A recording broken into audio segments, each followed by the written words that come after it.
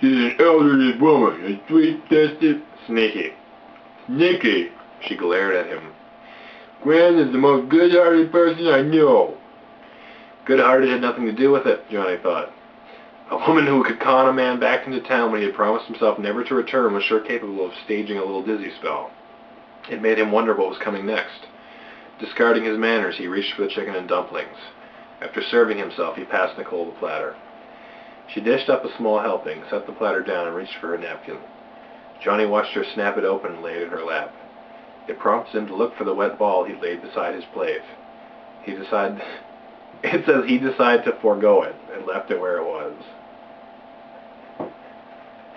While she cut her chicken into small pieces, Johnny devoured his first piece using his fingers.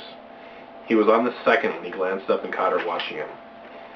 He wasn't exactly a well-mannered gentleman, but he wasn't exactly foaming at the mouth either.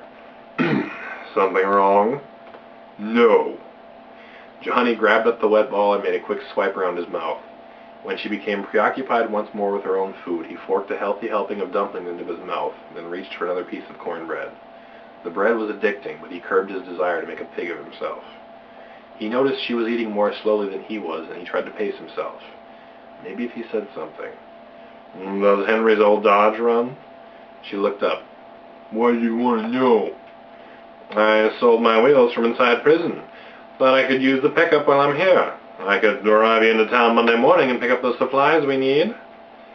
She stopped her fork on its way to her mouth, set it back down. You want the two of us to go to town together? To Craig Lumber? Why? Why not?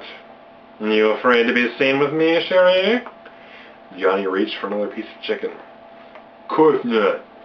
You afraid I'll start trouble or something? Or something. Johnny leaned back in his chair and rested his arms on either side of his plate. I don't plan on making trouble. It sounds like you really don't have to. It's part of you.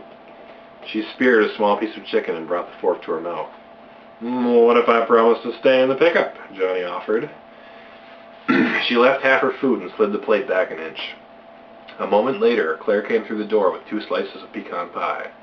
She frowned at Nicole's plate, but removed it anyway, replacing it with a large piece of pie.